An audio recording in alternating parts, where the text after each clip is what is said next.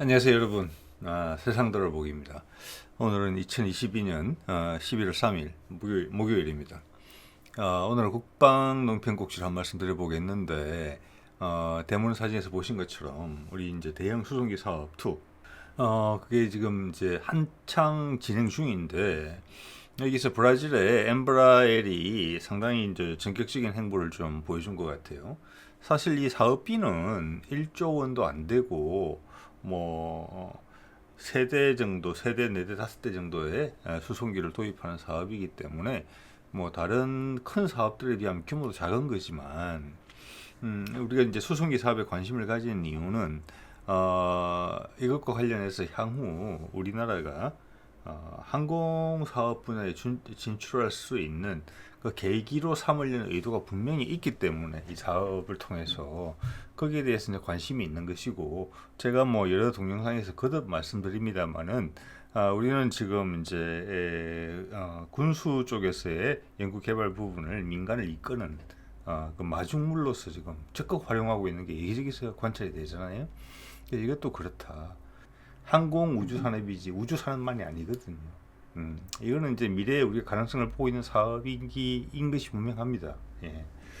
자, 그렇고 거기에 우리가 점프 스타트 할 수 있는 방안을 찾고 있는 것이고, 또 하나는 우리 군이 향후 작전 범위가 한반도가 아닌 타 지역으로 확대될 가능성이 있죠.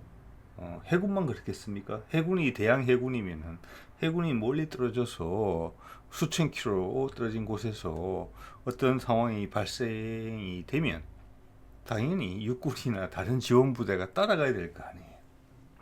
자, 그런 부분은 충분히 이제 감안할 수 있는 부분이고, 그러기 위해서는 수송기 세력이 뒷받침이 돼야 되는 부분이 있기 때문에 우리 군이 향후 작전 범위를 어떻게 생각하느냐, 뭐 이런 거하고도 상관이 있으니까 이제 이게 관심이 있는 거죠.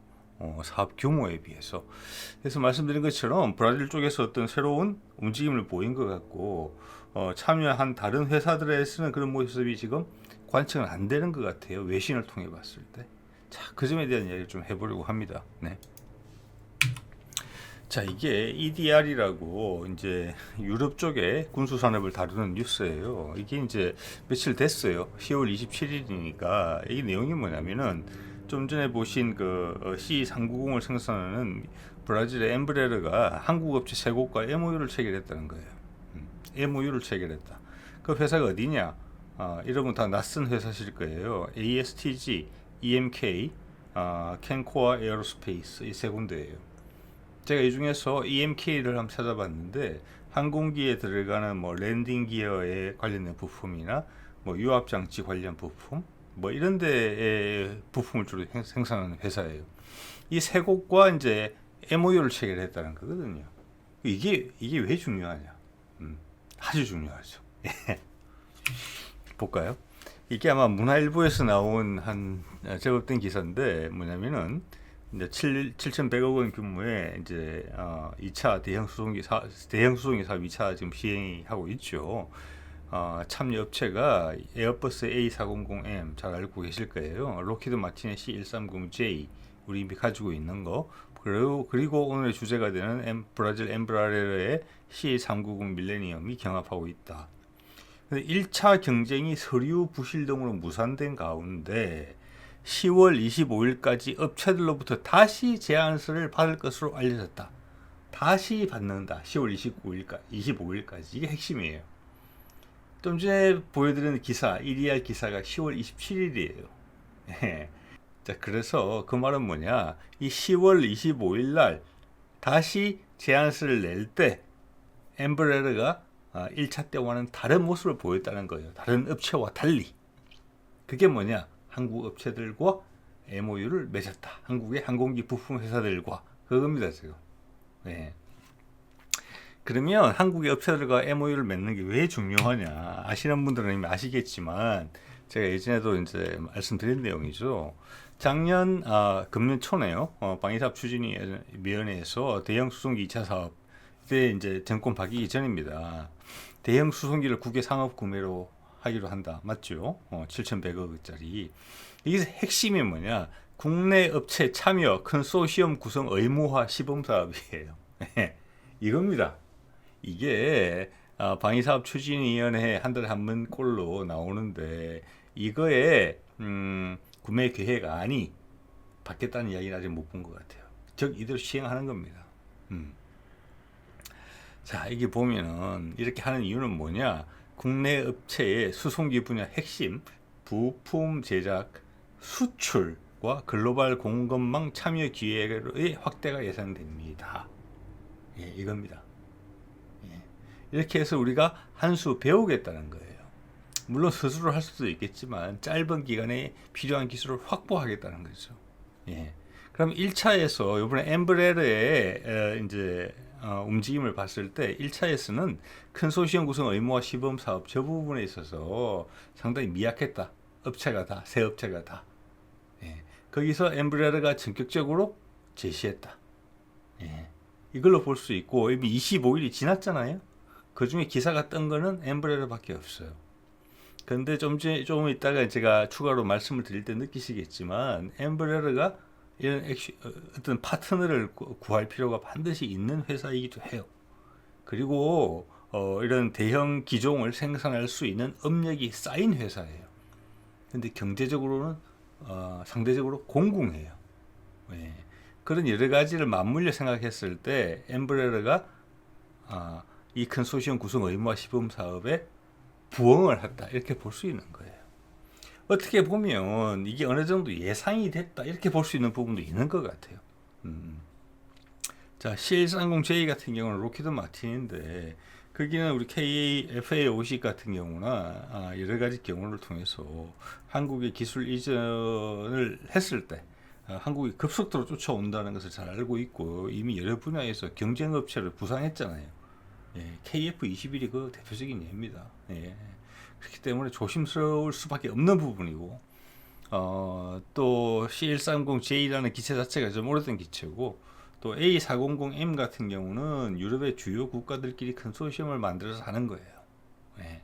그래서 이제 우리가 그 기술을 가르쳐 줘서 짧은 기간에 그들의 경쟁자로 부상할 수 있는 능력을 충분히 보여준 한국 업체한테 그 기술을 넘기기는 어려웠을 거예요. 자, 이런 상황을 봤을 때, 이런 상황이 뭐 한두 달 사이에 발생한 상황이 아니잖아요. 지금 수십 년째 고정되어 온 상황이기 때문에, 이제 결과적으로 봤을 때는, 컨소시엄 구성 저거를 요구했다는 것은, 엠브레르에 던지는 추파였을 수도 있다. 이런 추정도 해볼 수 있게 돼요. 예. 자, 엠브레를 잠깐 살펴보면은 이게 이제 C390 그림에 보이는 건데 어떻게 보면 최신 기종이에요.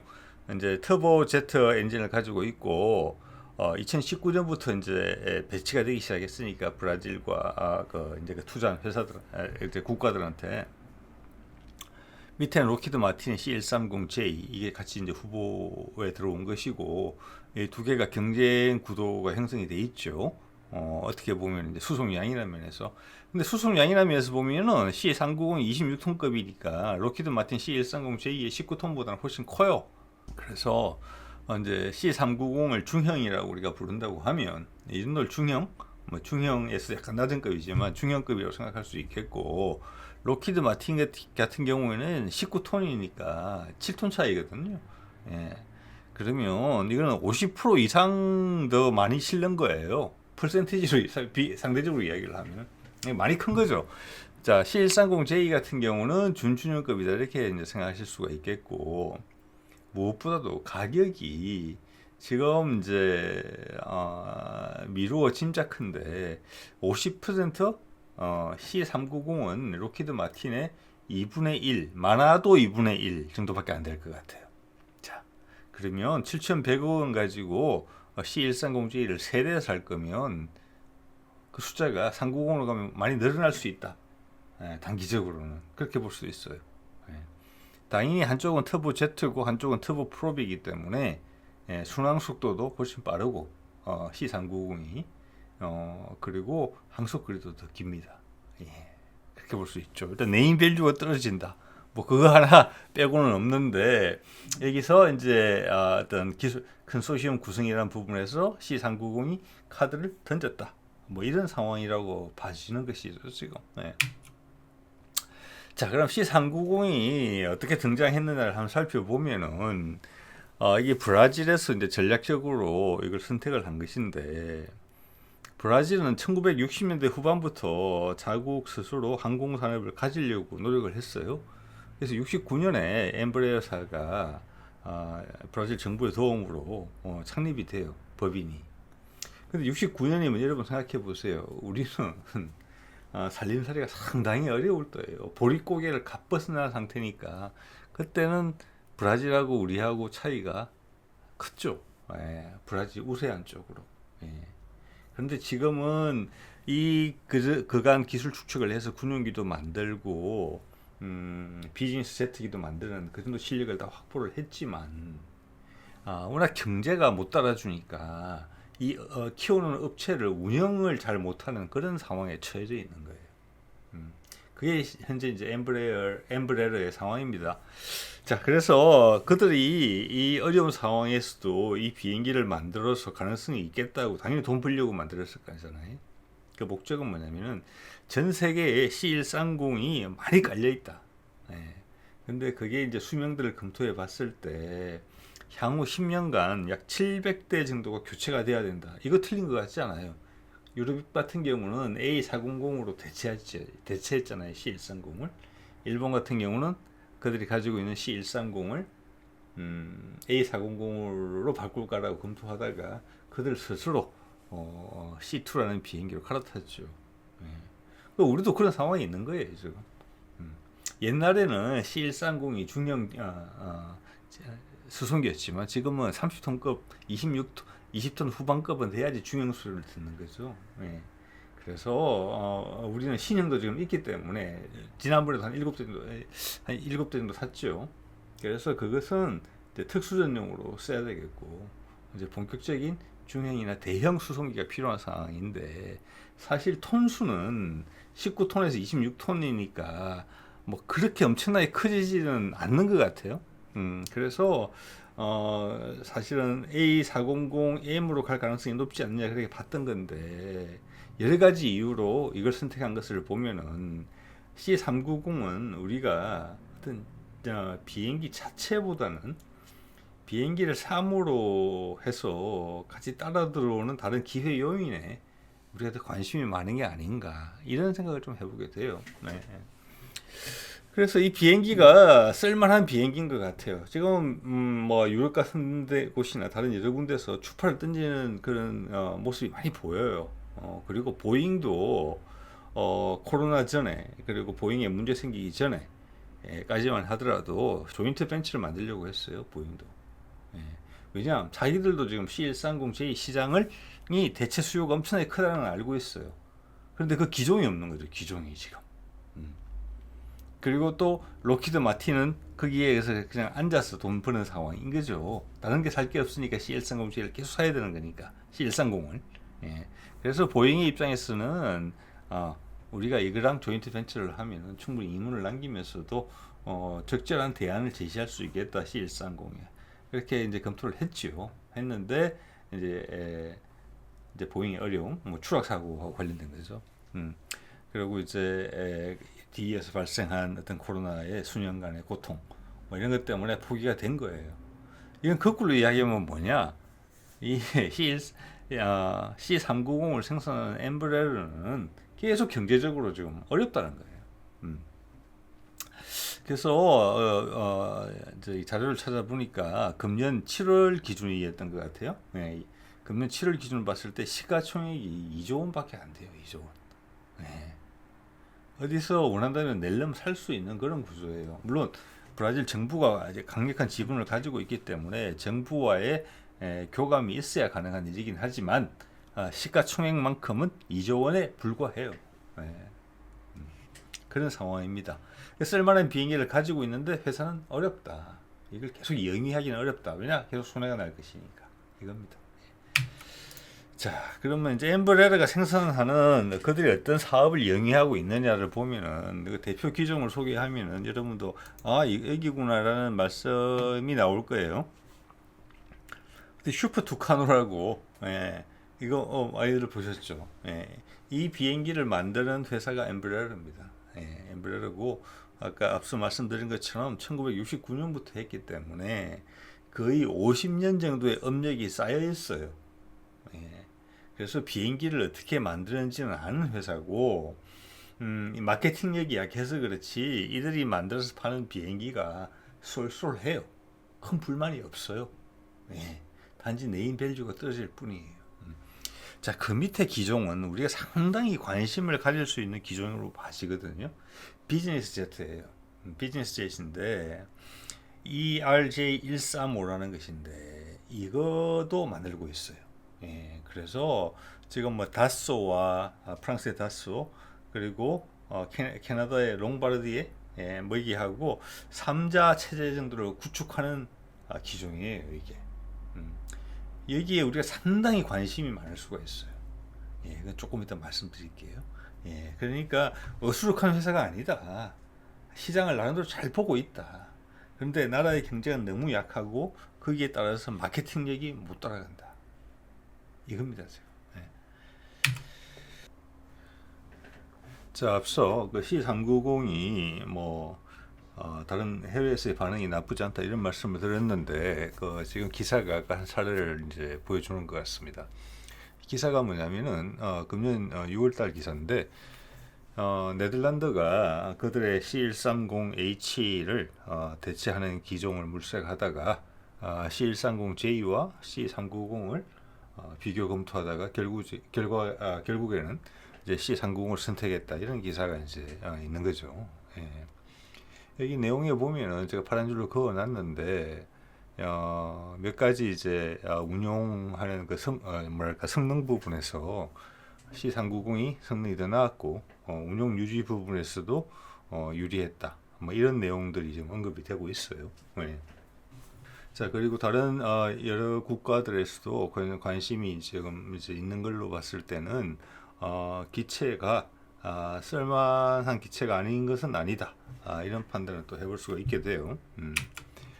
그러면 우리가 C390을 에 관심을 만약 가진다면 그쪽으로 방향을 잡는다면 지금 일단 C390이 적극적인 모습 우리가 원하는 모습을 보여주는 것으로 비춰지기 때문에 그 이유가 뭘까 그렇게 생각을 해보면 저는 우리가 C390을 향후 대량 생산을 해서 거기서 이문을 보겠다 그리고 부품 제작에 관여해서 덕을 보겠다. 이런 것보다는 지금 이제 카이에서 지금 우리 수송기를 개발하겠다고 내놓은 거잖아요. 이게 30톤급이거든요. 예. 그래서 어떤 식으로든지 엠브레러하고 왜냐하면 기술 이전 같은데 지금 상당히 적극적일 가능성이 크기 때문에 지금 톤수는 지금 지금 보이고 있는 우리 MCX가 살짝 큰 수준이에요. 30톤대라고 되어 있거든요. 그러니까 지금 C390과 A400M 또는 일본의 C2의 중간급이에요. 그리고 우리 다목적 항공기를 이제 생각을 하고 있는 거거든요. 초계기로도 쓰고 여러 가지로. 예. 그래서 향후는 이게 이제 우리 주력 기종으로 삼으려고 하는 거니까 어떻게 보면 C390하고 겹치는 부분이에요. 그래서 이번에 C390의 숫자는 제한적으로 하고 어차피 세대 가격이 맞으면 몇 대 더 늘어날 수도 있겠죠. 가격이 저렴하다 하니까. 그렇지만 그 이후로 C390을 대량 도입하기보다는 향후 우리가 이런 MCX를 개발하거나 중형 어떤 민항기를 개발하는 데 있어서의 어떤 기술을 흡수하는 방안. 이번 계약을 통해서 흡수하거나 아니면 우리가 브라질 정부와 이야기를 해서 엠브레러에 지분을 가진다거나 여러 가지 방법이 있겠죠. 지분을 가지는 방법에도 그런 식으로 해서 우리가 단기간에 중형급 수송기를 생산할 수 있는 기반을 확보하려는 거. 그 징검다리다 또는 지렛대다. 이번에 C390으로 가게 된다면 그런 생각을 해볼 수 있게 돼요.